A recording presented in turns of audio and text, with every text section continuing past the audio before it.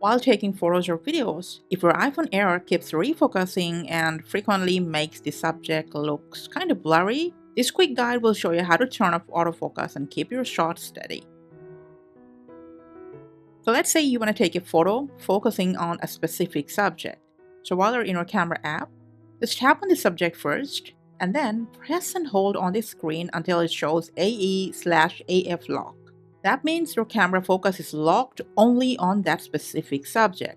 It won't shift even if something comes in the foreground. And when you're done to disable it, simply tap once on the screen. It'll go back to its previous state. Now, while taking video, you can also lock and unlock focus with this exact same process. But if you're shooting outside in crowd, tapping on the screen might seem a bit hard.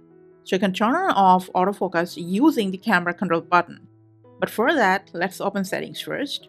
Scroll down to camera and then go to the camera control and scroll down here and make sure to toggle on lock focus and exposure option.